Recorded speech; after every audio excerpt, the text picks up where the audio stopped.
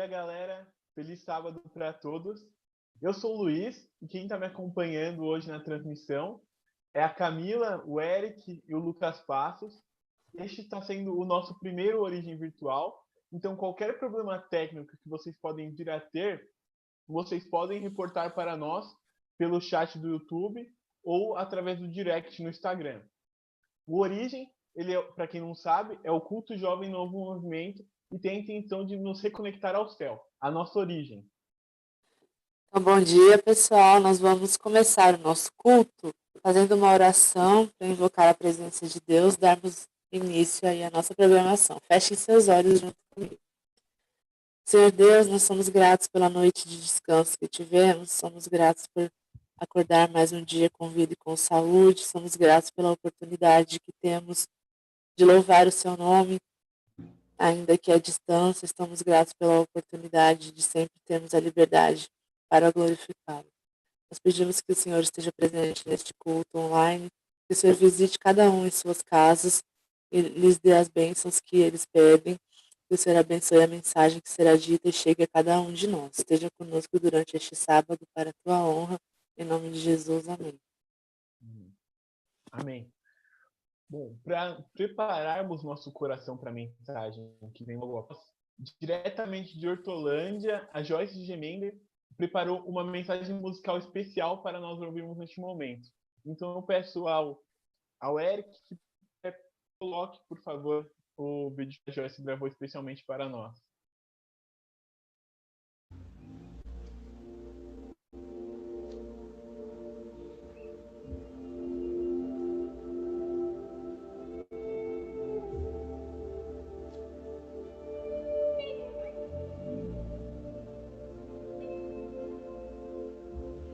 Tua presença transforma, ilumina e me faz cantar.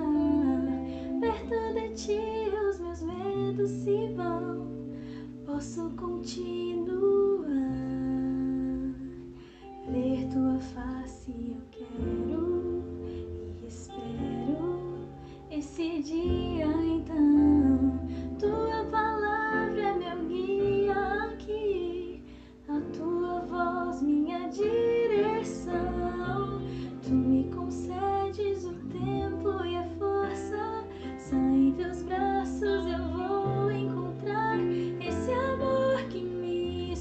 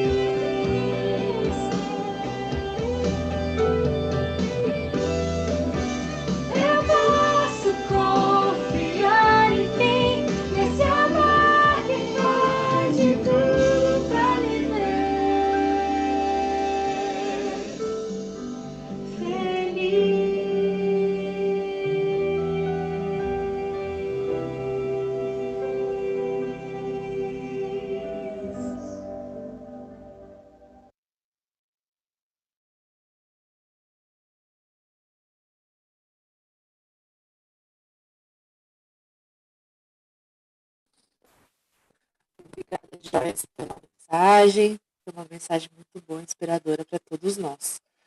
Nós vamos agora assistir um vídeo que vai nos ajudar a entender como nós podemos fazer as nossas doações, ainda que à distância, e que é através do aplicativo 7Me. Pode colocar ele.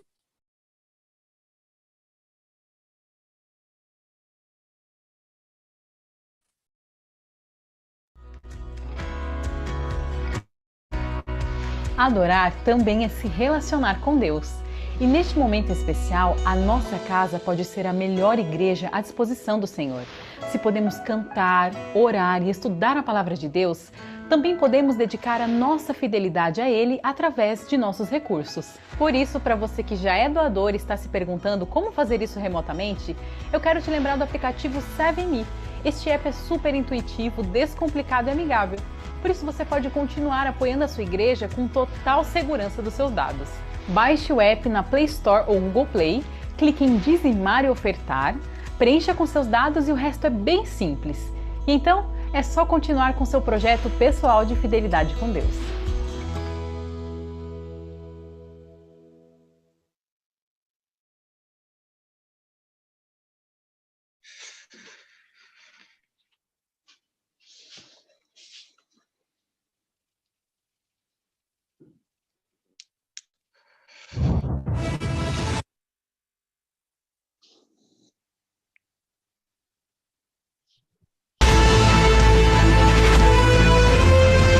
Provai e vede.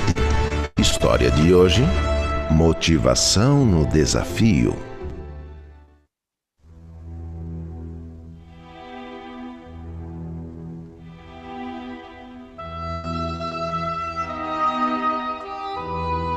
Eu era servidor público, trabalhava na Agência de Águas da Bahia e fui transferido para atender a comunidade de Vila Sauípe, a 70 quilômetros de Salvador. Embora a região fosse um paraíso tropical, com lindas praias de águas quentes, a vila ficava no interior e não oferecia as facilidades dos grandes centros. Eu, minha esposa Jaciara e meus 3 filhos éramos os únicos adventistas da comunidade de 3.000 pessoas. Nossa casa era a igreja e assim seguimos por algum tempo, até que despertou em nós o desejo de iniciar um trabalho evangelístico na vila, com o objetivo de construir ali um templo adventista. O importante era iniciar a obra do Senhor. Alugamos uma pequena casa que serviu de igreja por um bom tempo. Os frutos começaram a brotar e as pessoas foram batizadas. Os meses se passaram. Recebemos a doação de um terreno e imediatamente iniciamos a construção. O dinheiro vinha de parte do meu salário, de doações dos amigos e empresários locais e também do caixa da igreja. A obra seguia como era possível, até que recebemos uma grande ajuda financeira da administração do campo e conseguimos concluir o templo. Hoje, nossa igreja, ainda que pequena, é uma luz do Evangelho aqui na comunidade. Para atender melhor aos irmãos, nossa igreja recebeu outro grande apoio da administração e estamos reformando a fachada central e construindo um tanque batismal. Tudo para a obra de Deus.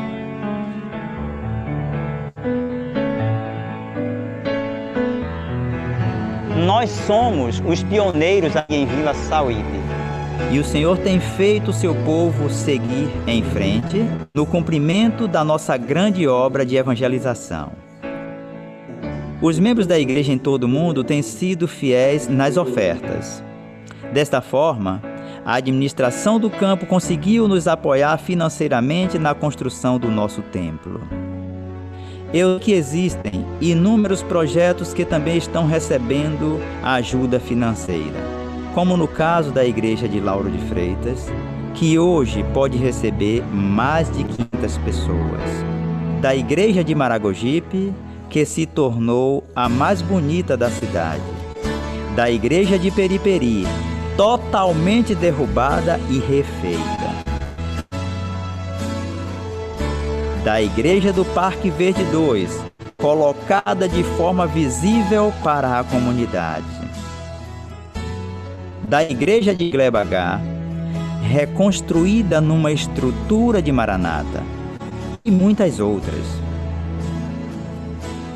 Com uma fé inabalável e orações fervorosas, seguimos as orientações de Deus e o mar se abriu para nós.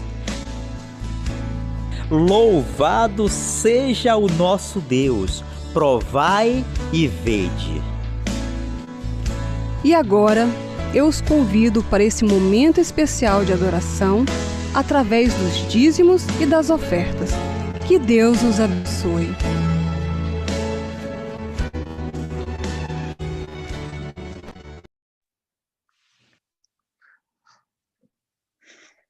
Amém.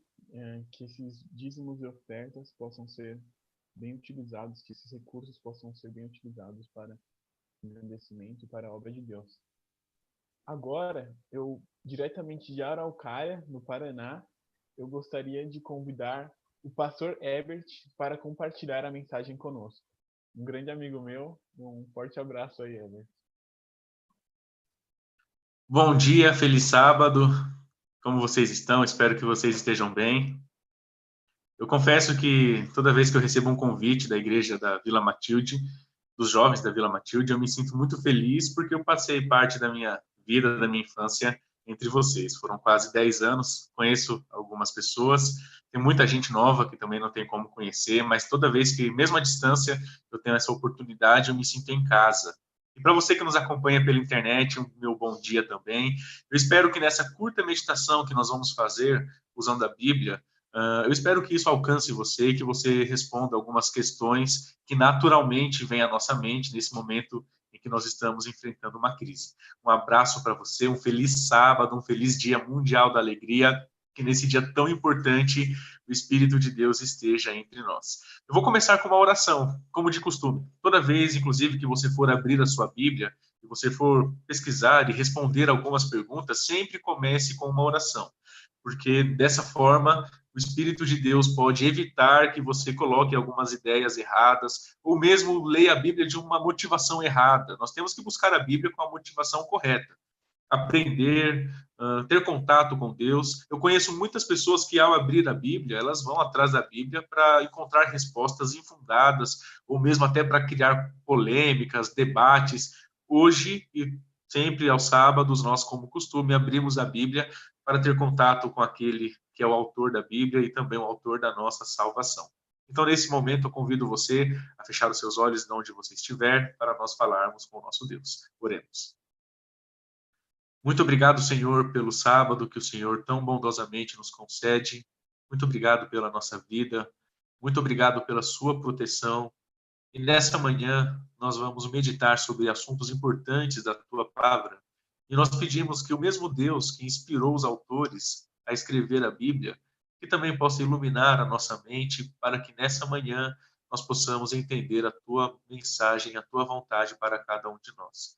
Que o Senhor perdoe nesse momento todos os nossos pecados e que nós possamos entender aquilo que o Senhor separou para nós. Essa é a nossa oração e nós a fazemos em nome de Cristo Jesus. Amém. Amém. Muito bem. Para você que nos acompanha pela internet, para você que é jovem aí da Igreja da Vila Matilde, todos nós sabemos que nós estamos vivendo em períodos difíceis. Nós estamos vivendo uma crise. E não é só uma crise sanitária, uma crise de saúde. Nós estamos vivendo uma crise política, uma crise financeira, crise nas lavouras, crise econômica. Várias crises nós estamos vivendo, lamentavelmente, nesse ano. Então vem a pergunta que nós vamos responder nessa nossa meditação. O que nós devemos esperar depois da crise? Será que nós vamos nos reerguer com facilidade? O que você consegue visualizar depois que essa crise estiver encerrada? O que esperar depois da crise é o tema da nossa meditação. Eu fiz algumas pesquisas e quando nós recorremos aos dicionários para ver o significado da palavra crise, nós encontramos que crise refere-se, em primeira instância, ao agravamento de enfermidades, agravamento de doenças. Então, em uma primeira instância, a palavra crise, ela deve ser destinado a uso hospitalar. Por exemplo, aquele paciente estava internado e ele teve uma crise, um mal súbito, ou então tem alguém com uma crise, talvez, de coronavírus, uma crise viral. Só que você sabe que nós usamos a palavra crise para quase tudo na nossa vida. A palavra crise hoje não é só destinada a ambientes hospitalares. A palavra crise você usa para qualquer problema que possa surgir. E segundo os dicionários, quando você usa a palavra crise para outras situações, o significado que ela tem é de tensão. O que é tensão? Vamos explicar de uma forma didática. Quando você pega uma corda, um barbante, e você o puxa pelas suas duas pontas, você está fazendo uma tensão sobre ele. Dessa forma, tensionando, você encontra, vou colocar a câmera aqui em posição melhor, você encontra, então, você coloca uma certa dificuldade sobre o pedaço de barbante. Então, quando você usa a palavra crise para qualquer outra situação, ele acaba tendo um significado de tensão. E essa palavra, tensão, tem muito a ver com o que nós estamos vivendo em 2020. E ainda vamos viver. Muitos já viveram, nós estamos vivendo e talvez ainda vamos viver essa tensão, essa crise aí nos próximos dias. Então, hoje nós vamos ver o que nós podemos esperar depois dessa crise. Essa crise, para nós brasileiros, o ano de 2020 começou de uma forma despretensiosa, de uma forma inocente. Tá? Embora nas notícias apontassem para um surgimento, para um avanço de um vírus que estava tomando forma na China, do outro lado do planeta, ninguém, ou quase ninguém, poderia imaginar que isso chegaria ao Brasil e sacudiria o nosso país da forma como está acontecendo. Né? Dentro de poucos meses, depois do surgimento desse coronavírus, o nosso país viveu uma dificuldade enorme.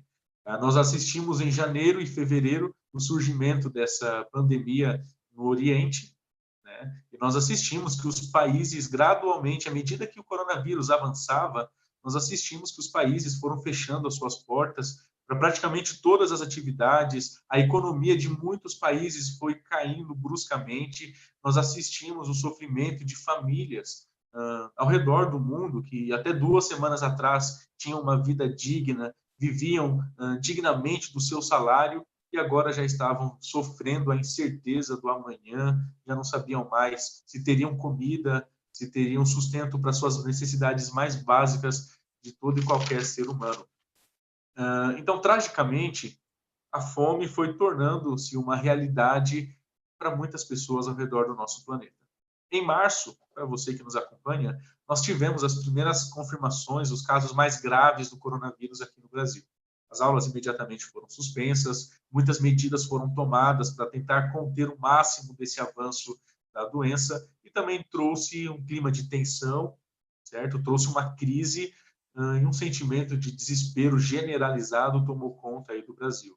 Os supermercados, eles faziam filas e esvaziaram supermercados em poucos dias, farmácias foram esvaziadas, as nossas ruas ficaram desertas, não havia mais quase alimento em algumas regiões do Brasil para serem comprados nos mercados. Então, a crise causada pelo coronavírus trouxe um sentimento de desespero rapidamente no Brasil. Os efeitos da crise alcançaram a nossa economia, ainda está alcançando a nossa economia no presente, e talvez ainda tenha reflexos, certamente ainda terá reflexos no futuro, e o número de desempregados cresceu assombrosamente. Muitas empresas fecharam suas portas, as escolas já não têm mais como manter os alunos dentro de suas salas, dispensaram as aulas, com isso muitos pais de alunos transferiram seus filhos para as escolas públicas, com isso muitos professores perderam seus empregos e a crise trouxe diversas consequências para o nosso país. Mas eu também quero falar sobre a igreja. Em alguns campos da nossa igreja, devido à queda dos empregos e também a obrigação imposta pelas autoridades de que não pode mais ter cultos presenciais, a entrada de dízimos caiu significativamente e isso fez com que muitos missionários, muitos obreiros tivessem consequências financeiras devido à crise, e também muitos projetos lindos da igreja não puderam sair do papel. Eu falo aqui do Paraná, e aqui no Paraná nós estávamos planejando fazer um evangelismo muito grande. Para os irmãos terem uma ideia, para você que nos acompanha pela internet ter uma ideia, aqui no Paraná a igreja alugou o estádio do Atlético Paranaense, um estádio muito moderno, muito grande, muito bonito a propósito, para fazer ali o encerramento de uma Semana Santa, uma semana evangelística. Então imagine os irmãos quantas pessoas não estariam naquele estádio, a programação deveria ser algo realmente muito bonita, muito inspiradora. A nossa igreja costuma fazer grandes projetos evangelísticos, mas infelizmente, devido à crise, isso não pôde sair do papel. E sabe o que me assusta quando eu paro para pensar na crise? É que nós ainda estamos na metade do ano. Ainda não chegamos no segundo semestre, praticamente. Nós estamos na metade do ano, estamos em junho. Semana que vem nós estaremos em julho. Então, já que nós estamos no 6º mês do ano, ainda faltam mais 6 meses, a pergunta que nós fazemos é: o que você pode imaginar para os próximos meses? Já tivemos tanta coisa ruim acontecendo no nosso país. O que você consegue imaginar para os próximos meses? Como nós estaremos vivendo em julho, em agosto, em setembro? Algumas projeções dizem que o vírus vai se aquietar daqui a alguns meses. O que você consegue esperar para os próximos meses? Para você que é jovem, eu não sei se você poderia imaginar, por exemplo, que haveria uma nuvem de gafanhotos que se aproximasse do Brasil. Nós não precisamos realmente dessa crise também imposta pelos gafanhotos. Nós torcemos para que eles desviem do Brasil e não causem mal a ninguém. O que você pode esperar para os próximos meses? Sabe, falando sobre crise, e nós vamos agora abordar assuntos importantes dentro da nossa igreja, a pergunta que eu faço para você meditar aí na sua casa: como você acha que a igreja vai reagir nesses momentos de crise? O que vai acontecer especificamente com a igreja depois que essa crise diminuir, depois que os efeitos da crise começarem a dar uma trégua, e aí a economia voltar a andar, as pessoas voltarem para os seus empregos, e a economia aquecer novamente, a saúde não ser mais um problema para muitas pessoas? Qual será a reação da nossa igreja? Qual será o papel do povo de Deus, você que faz parte do povo de Deus? O que você imagina para você nos próximos meses, quando essa crise tiver dado uma trégua? Para nós respondermos essa pergunta, e lembrando que o povo de Deus não faz parte especificamente de uma igreja, mas todos que são sinceros em sua devoção com Deus são considerados povo de Deus. Você que é o nosso irmão pentecostal, você que é nosso irmão batista, católico, você faz parte do povo de Deus. Deus ama você da mesma forma como ama todos os seus filhos. E a pergunta que eu faço: como você imagina que será a sua fé depois que essa crise tiver amenizado? Então, para nós respondermos essa pergunta, eu vou me utilizar de uma frase de uma escritora norte-americana, Ellen White, e ela tem uma frase muito bonita sobre isso. Ela fala assim que nós não devemos ter medo quanto ao futuro, a menos que a gente se esqueça da forma como a qual Deus nos conduziu no passado. Então, de antemão, para responder a sua pergunta, nós ainda temos algumas meditações a fazer, mas de antemão, você não precisa ter medo do futuro, a menos que você se esqueça da forma como Deus tem cuidado de você no passado. Eu sei que as coisas têm ficado difíceis, eu sei que provavelmente você deve ter perdido o emprego, se não em um cenário mais palpável, você deve ter sofrido reduções salariais. Eu sei que não está fácil para ninguém, mas nós não devemos ter medo do futuro. Nós devemos confiar o nosso futuro em Deus, porque Ele já está lá, Ele já está trabalhando por nós. Então, nós vamos ver hoje quais foram as crises que a igreja, que o povo de Deus viveram no passado. Você deve imaginar que a igreja, o povo de Deus no passado, o cristianismo no passado, sofreu, o que mais aconteceu com eles, com o cristianismo, foi sofrer crises. Hoje nós vamos falar de 2 crises básicas que o povo de Deus enfrentou no passado. Mas, como eu disse, o cristianismo foi alvo de perseguições ao longo de toda a história, desde a época da Igreja Apostólica, logo após ali Jesus ter subido ao céu, passando por toda a Idade Média, e eu até digo que hoje, nos nossos dias atuais e modernos, pós-modernos, segundo ali os sociólogos, o povo de Deus, o cristianismo, ainda enfrenta perseguições. No passado, para você que provavelmente conhece a história, a nossa igreja, o cristianismo, quando eu digo nossa igreja, no passado que eu me refiro, ainda não havia igreja batista, católica, nos seus moldes atuais, não existia. Também não existia igreja adventista, existia apenas o cristianismo, que era o cristianismo apostólico, onde os apóstolos funcionavam como guardiões do evangelho, aquilo que eles aprenderam de Jesus, eles ensinavam.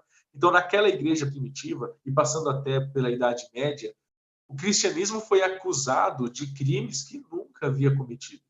Para você ter uma ideia, os acusadores eram movidos por um espírito de fanatismo religioso, também tinham questões políticas que faziam com que os perseguidores da igreja acusassem o cristianismo de crimes que nunca cometeu.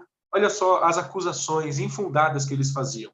Eles, ao observarem as cerimônias do cristianismo, por exemplo, o batismo, a Santa Ceia, principalmente a Santa Ceia, quando todos estavam reunidos dentro de uma casa, cantando músicas e partindo ali o pão e o suco de uva, eles acusavam o cristianismo de bruxaria.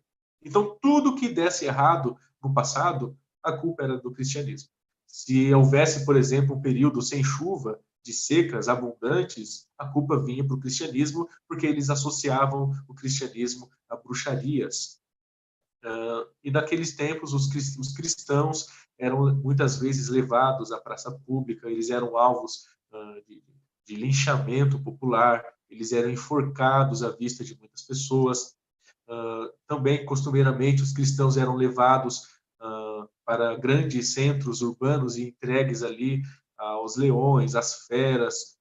Nós temos hoje as ruínas do Coliseu, um lugar onde muito sangue cristão foi derramado, apenas como um espetáculo para a plateia.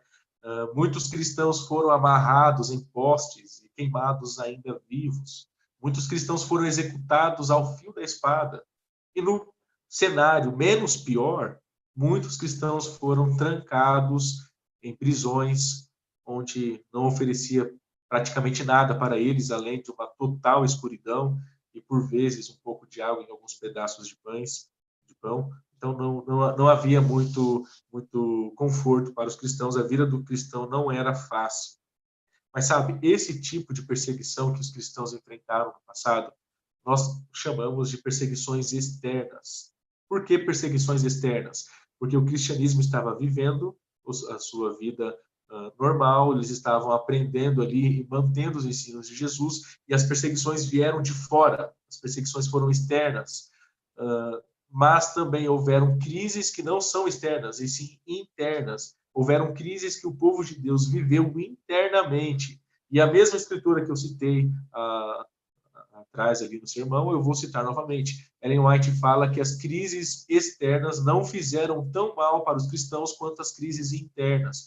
A igreja teve problemas internos, problemas de doutrinas, problemas de costumes, e esses foram até piores do que o derramamento de sangue, porque Ellen White dizia que quanto mais o povo de Deus sofria por questões externas, mais eles se apegavam às promessas de Jesus.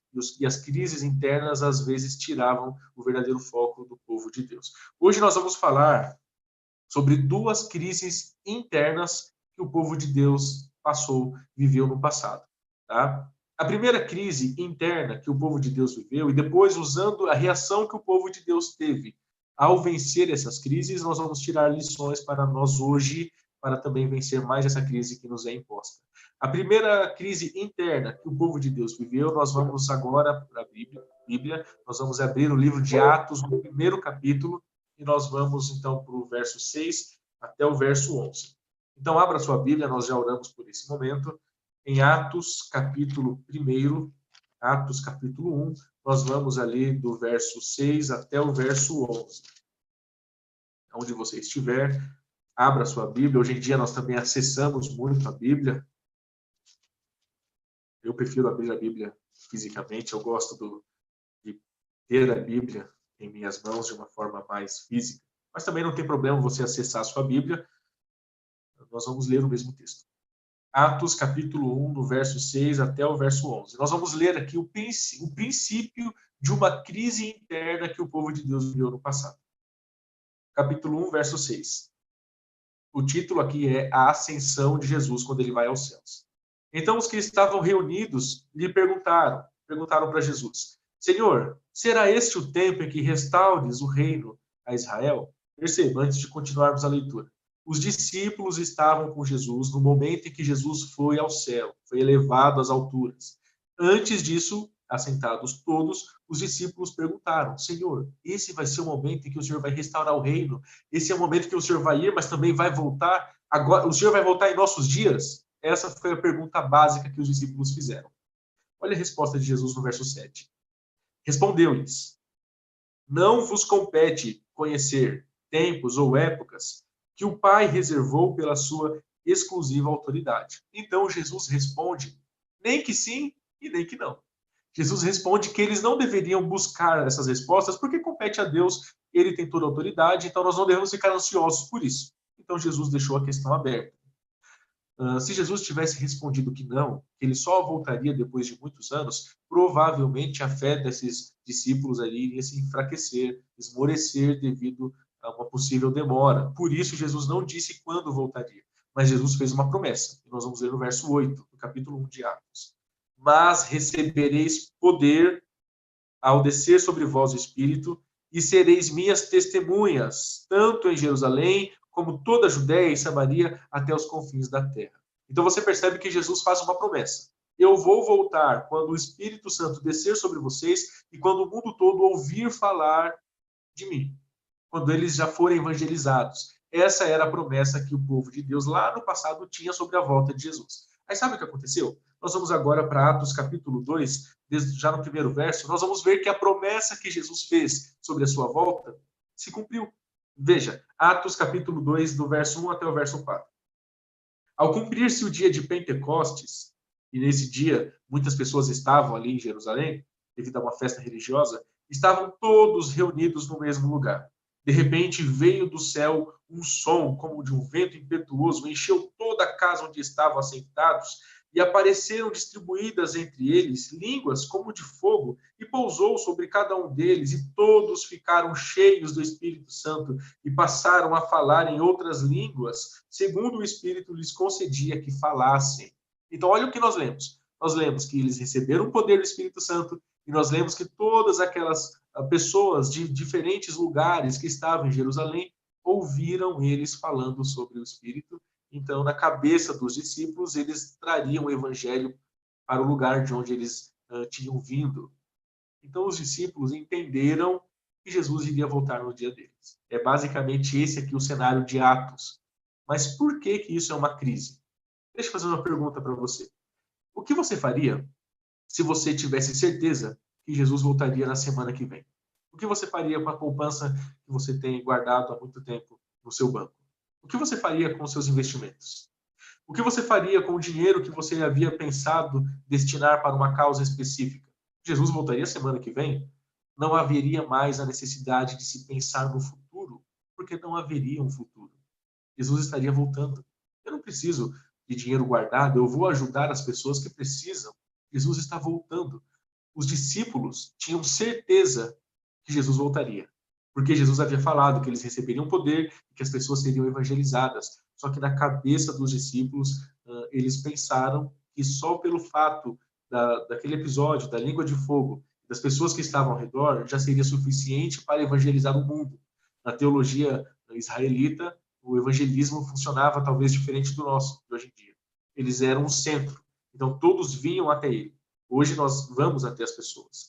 Então, para eles, a promessa já havia se cumprido e Jesus voltaria no dia deles. Sabe o que isso causou para os discípulos daquela época?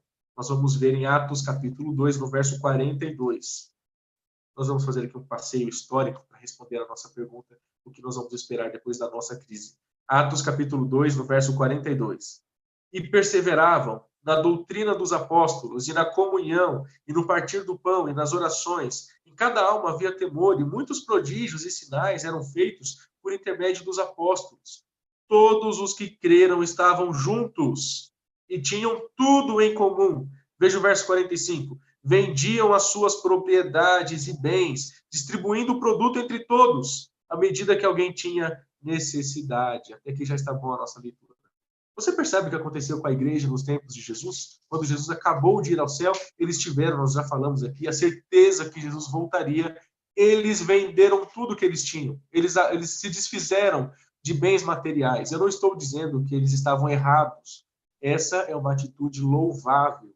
Eles eram caridosos. Aqui é o ponto máximo da piedade da igreja apostólica. Eles se desfizeram do seu apego aos bens materiais e com o dinheiro eles fizeram algo parecido com um caixa comum, onde todos puderam se beneficiar disso. Só que o problema foi que, ao passar do tempo, Jesus não voltou. E aquele caixa comum foi se acabando, os recursos financeiros foram terminando, e a igreja, lamentavelmente, nos tempos apostólicos, empobreceu. Não tinha mais dinheiro para ajudar os pobres, os órfãos, as viúvas. E sabe o que acontece em consequência a esse fato? Como você deve imaginar, Jerusalém seria a igreja principal, a igreja de Jerusalém seria a igreja principal para evangelizar o mundo, e eles não tiveram recursos para isso.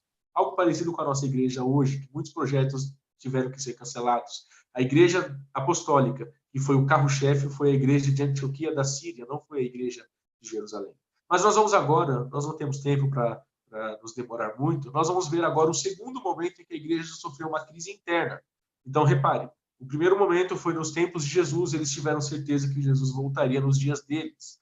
O segundo momento em que a igreja passou por uma crise histórica, uma crise interna, foi em 1844. Abra sua Bíblia em Apocalipse, no capítulo 10, e nós vamos ler o verso 8. Apocalipse 10, no verso 8, nós vamos ler um texto profético escrito por João, quando estava ainda exilado em Patmos. Apocalipse 10, no verso 8. A voz que ouvi, vinda do céu, estava de novo falando comigo e dizendo: vai, toma um livro que se acha aberto na mão do anjo, em pé sobre o mar e sobre a terra. Eu fui, pois, ao anjo, dizendo-lhe que me desse o livrinho. Então ele me falou: toma e o devora. Certamente ele será amargo ao teu estômago, mas na tua boca será doce como mel. Eu tomei o livrinho da mão do anjo e o devorei. E na minha boca era doce como mel, porém quando comi, o meu estômago ficou amargo. Essa visão que João teve em Apocalipse, nós acreditamos que ela teve o seu cumprimento em 1844, quando um grupo de cristãos, não existia ainda a Igreja Adventista, é bom nós ressaltarmos, quando um grupo de cristãos tinha certeza que Jesus estaria voltando ainda em seus dias. Eles estudaram profecias, eles tiveram a mesma certeza que os cristãos da Igreja Apostólica de que Jesus voltaria em seus dias. Muitos se desfizeram de suas propriedades, não haveria necessidade do amanhã. Jesus estaria voltando, e ainda mais, eles tinham até uma data marcada. Nós sabemos que é errado marcar datas para a volta de Jesus, mas a certeza que eles tinham, estudando a profecia, era tão grande que esse texto, mesmo sendo sabido por eles, eles resolveram ignorar o fato de que não se tinha uma data marcada pela certeza que a profecia estava apontando para o dia 22 de outubro de 1844. O que você sentiria se você estivesse lá naquele dia? Como você reagiria se você estivesse no dia 22 de outubro de 1844 e se você, desde as primeiras horas da manhã, estivesse esperando Jesus e ele não voltasse? Muitos cristãos, no dia seguinte, sentiram um grande desapontamento, e aqui cumpre-se o que estava previsto em Apocalipse. Quando eles tinham a mensagem na boca deles, era doce como mel, mas no dia seguinte isso amargou o ser deles. A igreja passou por uma crise interna muito grande. Os cristãos daquele tempo sofreram bastante por esse grande desapontamento, semelhantemente com o que a igreja apostólica também deve ter sentido. Pastor, qual é a lição que nós tiramos para nós hoje? Veja, na era apostólica, e em 1844, eles passaram por uma crise. Hoje nós também estamos passando por uma crise. Um pouco diferente do tempo deles, mas nós também temos reflexos financeiros, reflexos de insegurança e muitas vezes até um certo desapontamento por estarmos passando por tanta coisa de uma forma rápida. Como será a postura da igreja quando tudo isso acabar? Para encerrar a nossa mensagem, eu gostaria de lembrar que mesmo em meio à crise, o povo de Deus permaneceu fiel. Eu vou ler para vocês como termina essa profecia de Apocalipse. Ainda em Apocalipse 10, agora eu vou ler o verso 11. Olha a resposta que os anjos disseram para João quando ele comeu aquele livrinho e amargou todo o seu ser. Então me disseram, é necessário que ainda profetizes a respeito de muitos povos, nações, línguas e reis. A resposta da Bíblia para os momentos de crise é que a gente continue vivendo o Evangelho. Agora vamos voltar na época apostólica. Qual você acha que foi a reação do povo de Deus, mesmo quando a igreja empobreceu no passado? Abra então a sua Bíblia, novamente agora em Atos capítulo 2. Olha como que o povo de Deus reagiu, mesmo com a igreja perdendo aquele caixa comum que nós havíamos nos referido. Atos capítulo 2, no verso... Nós vamos aqui para o verso 46. Diariamente perseveravam unânimes no templo, partiam pão de casa em casa e tomavam as suas refeições com alegria e singeleza de coração, mesmo com o caixa comum enfraquecendo. E o verso termina, louvando a Deus e contando com a simpatia de todo o povo. E enquanto isso, enquanto o caixa comum estava acabando, enquanto a crise estava sobre eles, acrescentava-lhes o Senhor dia a dia os que iam sendo salvos. Amém? Eu não sei o que vai acontecer depois da crise, respondendo à pergunta da nossa meditação. Eu não sei quais são as crises que ainda vão acontecer aqui no Brasil e ao redor do planeta. Eu não sei, eu não tenho essas respostas. Também não sei o dia que Jesus vai voltar. Eu tenho certeza que está muito mais perto agora do que quando no princípio nós cremos, segundo o próprio apóstolo Paulo fala. Eu não sei quando Jesus vai voltar. Eu não sei quais são as crises que ainda vão acontecer. Mas eu sei que assim como os valdenses e assim como tantos cristãos que foram perseguidos e permaneceram fiéis, a igreja permanecerá fiel. E você deve ser a igreja no tempo de crise. O chamado de Deus para você é que você viva, mesmo nos tempos de crise, o verdadeiro espírito da igreja missionária. Que você continue louvando a Deus, que você não perca a sua fé nos cuidados de Deus. Que você tenha certeza que mesmo em meio a um mundo economicamente falido e em todas as áreas, clamando por ajuda, você tenha certeza que Deus está cuidando de você. Essa é a grande mensagem de Deus para você. Eu não sei se Jesus vai voltar em nossos dias, eu não sei se Jesus vai voltar daqui a 200 anos. Particularmente, eu tenho certeza de que esse é um fato que não vai mudar a minha fé e também não deve mudar a sua fé. Porque a grande questão não é quando Jesus vai voltar. A grande questão é, eu estarei fiel. Porque se for amanhã, eu serei salvo pela graça de Deus. Para você, jovem da Igreja da Vila Matilde, permaneça fiel, peça ajuda se for necessário, mas não esqueça que Deus está cuidando de você. Não aponte o dedo para Deus, Deus não é o culpado desse sofrimento.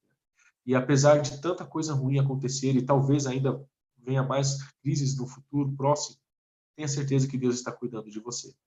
A questão não é quando Jesus vai voltar, é ficar fiel até aquele dia. Que Deus abençoe você, e o que vai acontecer depois da crise é que o povo de Deus vai sair mais largado e mais forte para a conclusão e o término da pregação do Evangelho. Que Deus abençoe você. E aí, galera, gostaram da pregação de hoje?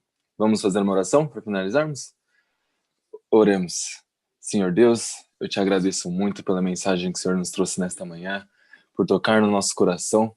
E queria pedir também para que o Senhor esteja conosco nessa crise. Apesar de, se Deus quiser, estar chegando ao fim, as próximas que vier, que a gente possa estar mais próximo do Senhor do que estivemos nessa. O Senhor vem estar com cada família aqui representada. Em nome de Jesus. Amém. E, galera, não para por aí, não. A gente já teve muita coisa hoje, já tivemos a nossa onda, agora a Origem está chegando ao fim. Mas à noite a gente vai ter o quê? O nosso Avante. Lá no YouTube, no canal da IASD Vila Matilde, IASD Vila Matilde, às 17 horas, é só você ligar lá no canal do YouTube, que a gente vai estar fazendo mais uma transmissão para vocês. E não perca, porque a gente vai ter prêmio de Spotify e vai rolar até iFood. Você vai querer saber? Mano, é só você chegar lá às 17 horas no nosso canal do YouTube, lá da Igreja Adventista Vila Matilde. Você viu a cara dele? Eu quero o iFood também. E se você tiver aí, Herbert, e ganhar, a gente manda para você em Curitiba, não tem problema combinado. Não. A gente manda para todo o Brasil, é só participar. Agradecer aí o Herbert por ter participado conosco, né? Eu que agradeço. Ter parado um tempo aí. Exatamente. Muito obrigado. E agradecer a todos que nos acompanharam aqui na live. Desejando um feliz sábado para todos. Foi muito legal essa interação aí de vocês, pessoal. Obrigadão mesmo. A Joyce cantando, nossa, cantou demais. E não esquece de seguir a gente nas redes sociais. _ Novo Movimento. Se inscreve aqui no nosso canal. E muito obrigado, viu, gente? Até a próxima. Hoje à noite, hein? Até o Avante. 17 horas. Valeu. Tchau, tchau.